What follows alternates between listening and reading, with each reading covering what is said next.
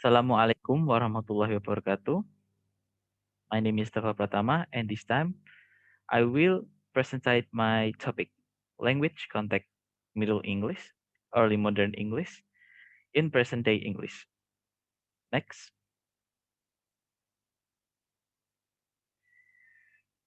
Middle English. Middle English is framed at its beginning by the after effect of the Norman conquest of 1066, and at its end by the arrival in Britain of printing in 1476. And by the importance of social and cultural impact of the English Reformation from the 15th and 13th onwards, and of the ideas of the continental Renaissance. So the Norman conquest or the conquest was the 11th century invasion and occupation of England by an army made of Normans, Bretons, Flemings, and men from the other French province, all led by the Duke of Normandy, later styled William the Conqueror.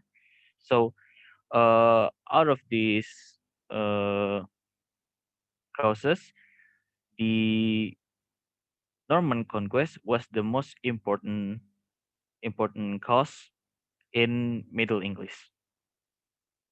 The Norman conquest of 1066 had a greater impact on English language than any other historical event in the course of British history.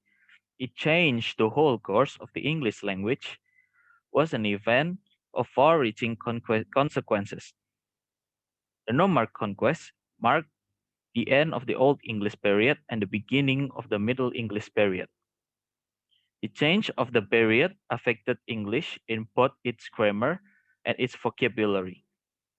Changes in grammar reduce English from a highly inflected language to an extremely analytical one.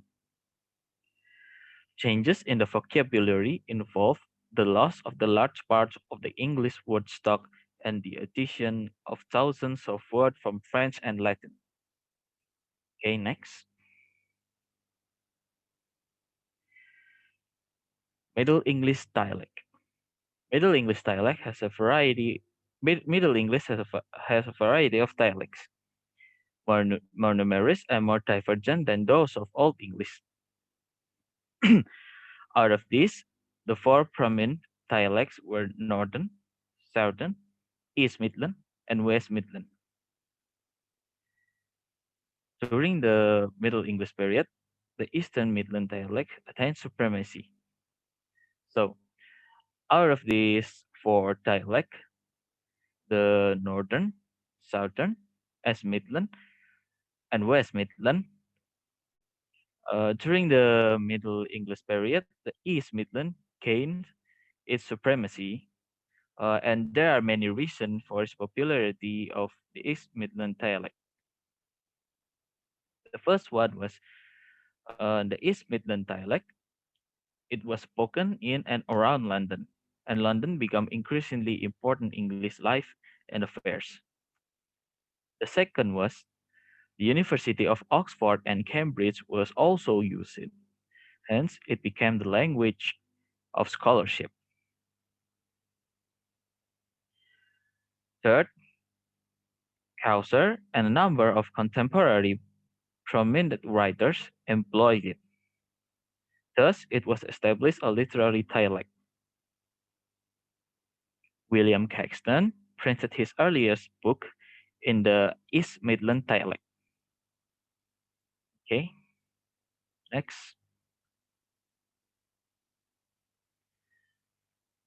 Now we will look at the Middle English grammar. The Middle English period was Grammar in the Middle English period was marked by a great reduction in the inflectional system inherited from Old English, and so the Middle English period is often referred to as the period of leveled or weakened inflection. So, in the Middle English period, they are known as in the weakening of inflections. There were several reasons for it. The one was the mixing of English with Old Norse. And another important reason was the loss and weakening of unstressed syllable at the end of words, which destroy many distinctive inflections of Old English. So let's see what happened in Middle English.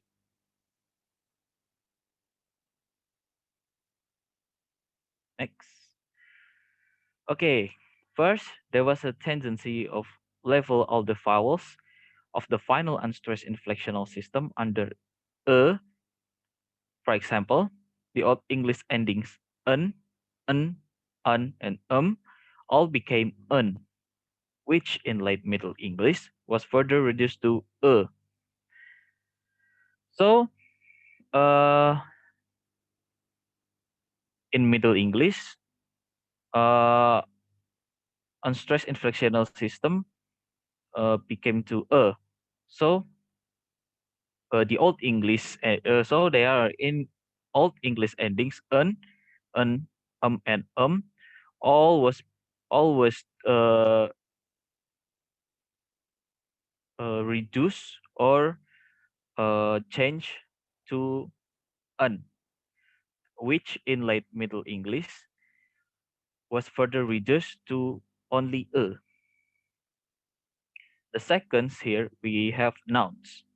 In most dialect, un becomes stock plural marker for the majority of nouns, no matter to what declensions they had previously belonged.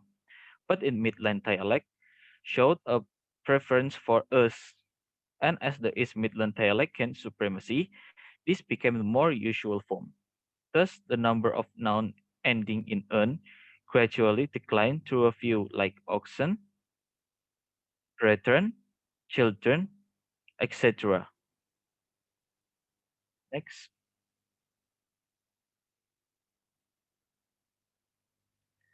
Third was gender. Another important development in Middle English was the substitution's natural gender for grammatical gender. In Old English, there was no relation between the gender of noun and the sex of the thing it represented. But now, the gender became dependent purely upon sex. Next, we have adjective. The same process of loss of case distinctions took place in adjectives. In adjectives, the trend was towards the use of only two forms, the normal forms fair and the form with the endings fair, which was both used for the plural and as a weak form. When the final was lost towards the end of the Middle English period, these two forms become the same and the adjective become indeclinable. Next.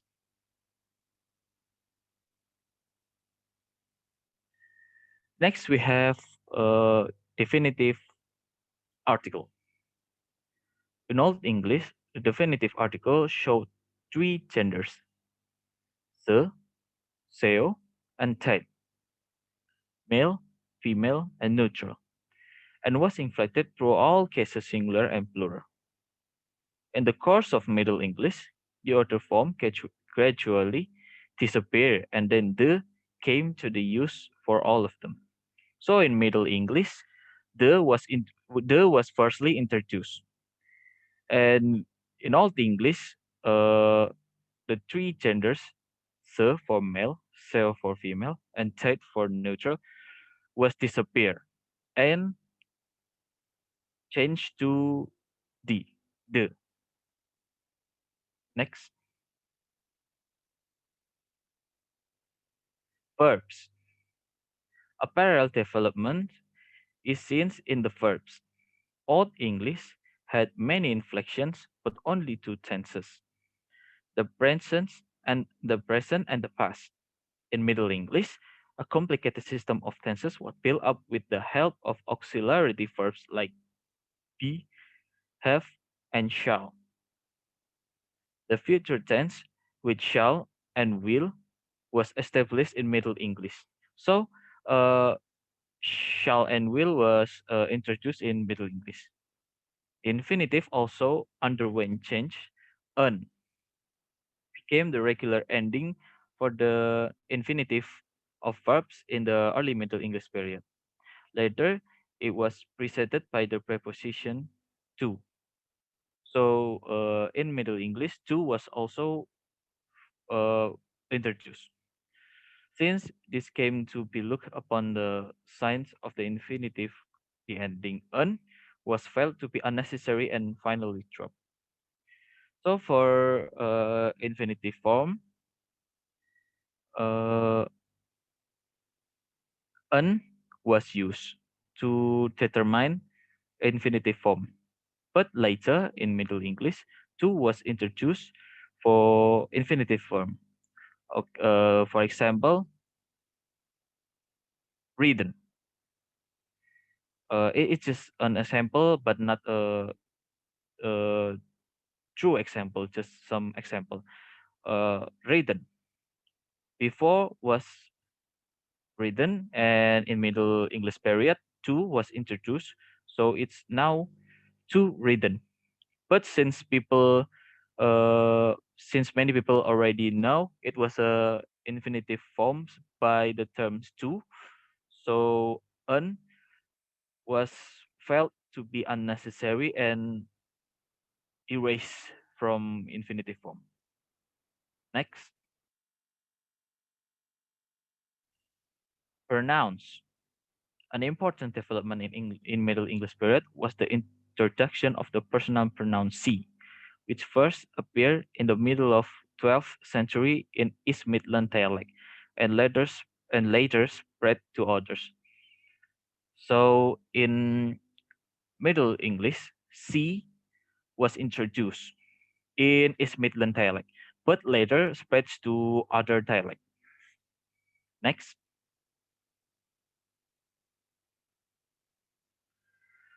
now we have in Middle English spelling. The Norman conquest introduced new spelling convention. The Norman scribes disregard traditional English spelling and simply spelled the language as they heard it using the convention of Norman French. Consequently, many changes that had not been reflected in Old English spelling or that had only appeared in occasional spelling now emerge clearly. The new orthograph or study of spellings gave English quite new look. Next, these are the following changes in spelling. For example, like hers now became house, and whom became home. When become queen, and the number four forms changed to you for fire, and and the five y became you for busy. Busy before this spelled BYSI, now BUSI. And six, I became Y for body. Body before spelled BODI and now BODY. Same as king. Uh, king was before, I think it's spelled kinning. Now king. Next. Now let us see the pronunciation. C became K before front vowels E, Y, and I, and retain before back vowels A, O, U. For example, chinning became kinning, chini, keen, keepen, keep. C is also became t, like for example, child became child. Also, C uh, can be us. in CD and receive. G was before pronounced J in Old English, but now we have a new letter Y. Now it changed to J to Y. For examples like J was pronounced uh, like that and now became year. And soft G uh, introduced as J before front vowels. For example, like in gentle and jester. And hard G represented as goo.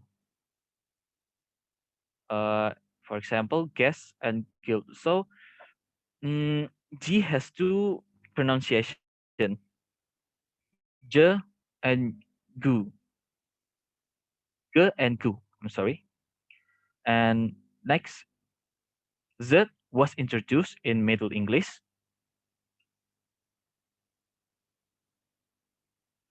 uh, and this this combination S and C became S, like for example in shape,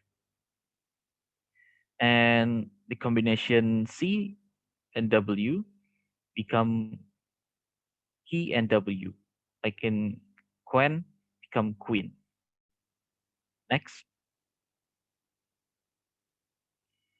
now we are move on early modern English.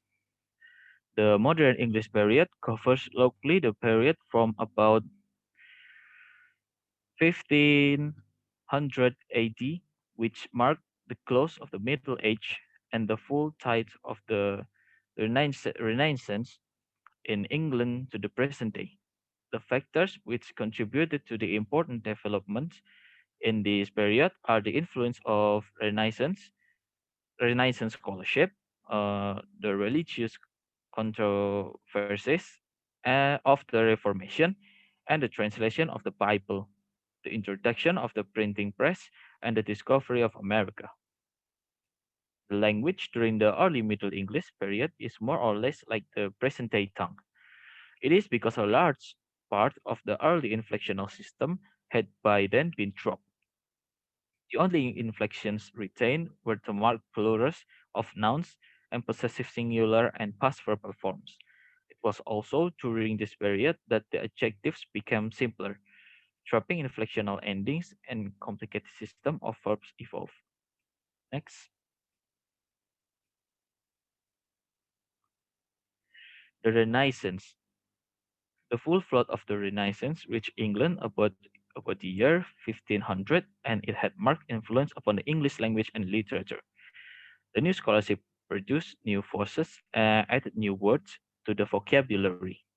Thus, it marked the beginning of the modern age in the history of English language. It was a classical renaissance and mainly a Latin one. Hence, the chief effect upon the English vocabulary was introduced and give currency to words of Latin origin or from Latin roots. The Latin words, which had excited in the Middle English period, had come mainly through French. But during the Renaissance, we find new words being made direct from Latin, and since the home of the new scholarship was Italy, Italian words also began to make their appearance in English, especially in connection with music and art. At first, the new words were not easily absorbed into ordinary speech. They remained part of the vocabulary of scholarship. Next, the scholars of the period were province in the classical language, and they wanted to enrich the English language by borrowing a number from them. The term Inghorn terms refer to such words and expressions borrowed indiscriminately from the classical language. So let's see some future in Renaissance. First, some of these words retain their Latin spelling. For example, genius, species, militia, radius, focus, specimen, apparatus, equilibrium, formula, and veto. So these words are borrowed from Latin. And there are some Latin words were modified when they entered English. For example, complex was before complexus, considerable before considerabilis, external before was externus. Next,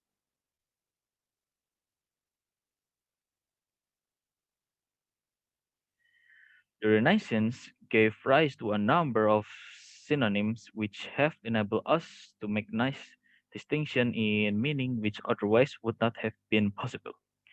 In many instances, we find this word falling into groups of three, one from a native root, one from French, and other from Latin. All have roughly the same signification, yet there are subtle differences in usage. The other function of Renaissance was this number of synonyms. So in English, there are three important language. Uh, there was the native English, another was French, and Latin. We can see that we get one out of these three source synonyms. We can see here, for example, kingly, royal, and regal. Kingly uh, came from English native. Royal came from French, and regal from Latin. These three synonyms all have roughly the same signification, but there are subtle difference in usage. Uh, kingly, which came from English native, refers to those gracious qualities or characteristics which were associated with the ideal king. The royal merely means pertaining to a king, and regal suggests the pomp, splendor, and majesty of kingship or external trappings that traditionally accompany kingship. Thus, it is found that the English native word has more inmate, more human signification into it. And the more commonplace one is the French derivation, while the Latin was the origins carries a suggestions of formality and impressiveness. And the other such traits words are friendly, came from English native, malleable from French, and amicable from Latin, like childish, infantile, and pearlite. Childish from English, infantile from French, and pearlite from Latin. Next, in some cases, as a result of the entry into the language of word from the classical tongues, an older synonyms gradually develop a completely different new meaning. For example, the word caitiff, which came through French from Latin captivus, means prisoner. But when the captive came into English, direct from Latin, the older term caitiff came to mean soldier. The same differences in meaning between two words from the same source is to be seen in the case of fragile and frail, and sure and secure. The other function you can see here from the Latin scholars, the English language got its peculiar spelling convention in words like depth and taup, which came from Latin words debitum and debiter. The same can be said for the blunderous insertion of the letter S into the word island, influenced by the Latin word insula instead of the original Anglo-Saxon term England. Next,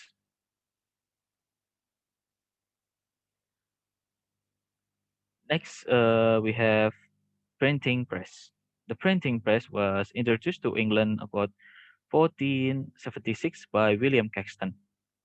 The popularity of the printing press can be assumed by the fact that before the year 1500, almost 35,000 books were published in Europe. The majority of these were in Latin, but it is in the modern language that the effect of the press was chiefly felt. In England, over 20,000 titles in English had apparently by 1640, ranging from mere pamphlet to massive folios. It resulted in the availability of books to wide population. The provost, to produce a book in 1,000 copies promoted a standard, uniform language. Next,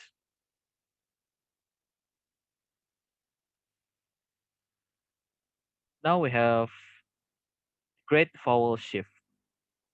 All Middle English long vowels underwent extensive alteration in passing into modern English.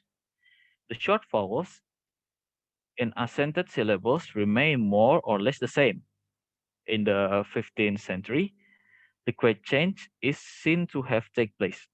All the long vowels gradually came to be pronounced with a greater elevation of the tongue and closing of the mouth. Those that could be raised were raised, and those that could not, without becoming consonantal, became diphthongs. The transition from Middle English to early modern English was marked by major change in the pronunciation of vowels from about 1350 to 1700. This change, termed the Great Vowel Shift, consisted of a shift in the articulation of vowels with respect to the position assumed by the tongue and the lips. The end of early modern English is characterized by the completion of the Great Vowel Shift. The term Great Vowel Shift was coined by Danish linguist Otto Jespersen.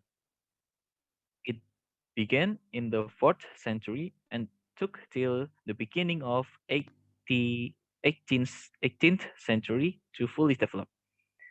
It developed in a series of stages. Next.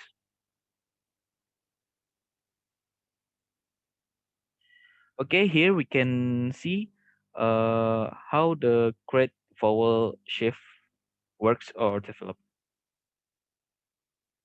We can see from the step one, I and U drop to become A and O. And next to step two, and O move up becoming E and U. You can see the right side of the picture here. And the step three, move forward to A. So became A, and so on and so on. Here I have another picture, so you can a little bit know better. Next. So here are uh, the examples for the great vowel shift. We can see here before the great vowel shift, bite used to pronounce bit, and after the great vowel shift, it became bite. The next, meat, come meat.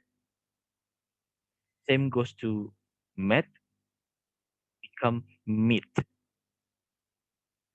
Uh, Next was Mate was before pronounced met and now become mate. Out become out. Boat become boat, and bird become boat. I'm sorry, boat. So these are the examples of great vowel shift. Next, now we have come into the final topic in present day of English. The term present day English refers to any one of the varieties of English language, usually a standard variety that is used by the speaker who are alive today. Also called late or contemporary modern English. So in present day English is also called late modern or contemporary modern English. But not all linguistics define the term in this way. Millward and Hayes, for example, describe present day as the period since 1800.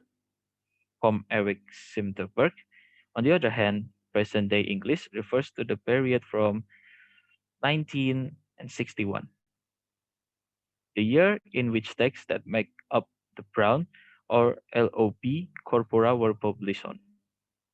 Next. Now here we can see the main development in present English or late modern English. First one was a proposal for an Academy of English Language was first brought to forth by Jonathan Swift in 1712, but the Parliament voted against it. Next was more significantly minded attitude took hold by the 19th century when the Oxford English Dictionary was proposed in 1859. Samuel Johnson Dictionary, published in the 1755 in England, was influential in establishing a standard form of spelling. World War One and World War Two drew together people from different backgrounds, and the greater social mobility afterwards helped to lessen the differences between social accents. Next.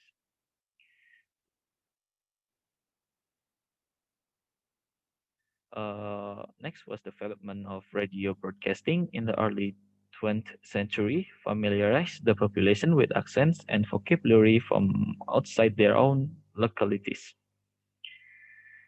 And the next was globalization, that more than ever added words from all kinds of language. Next.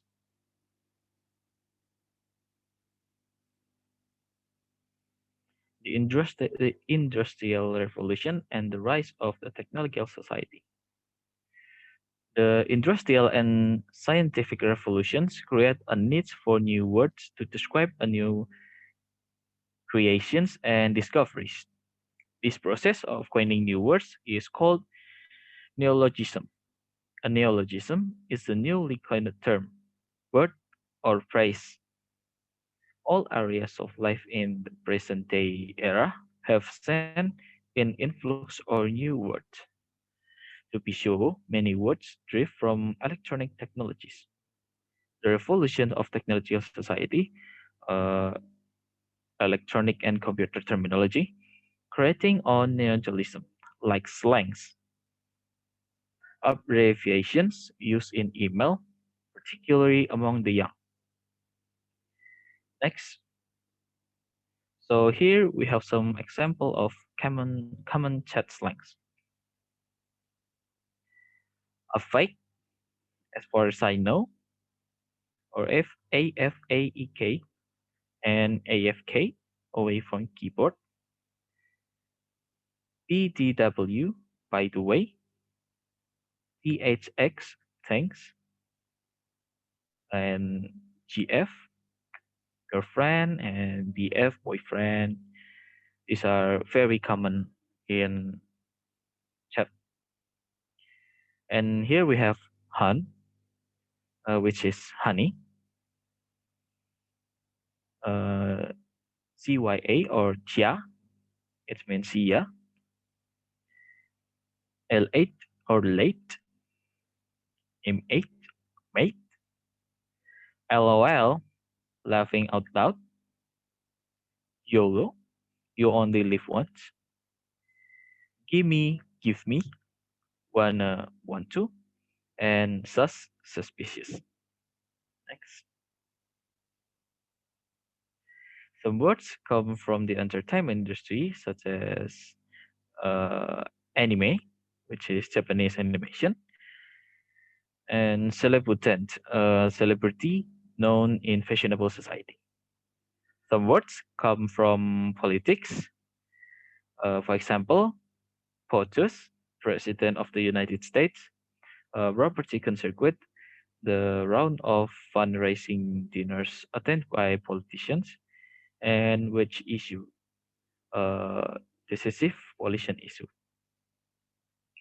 New words also come from mere desire to play with the language, such as aggravation, the aggravation at having one's bags lot off at the airport, fantabulous, beyond fabulous, flagging, flashing or giving gang signs, the things in the last place,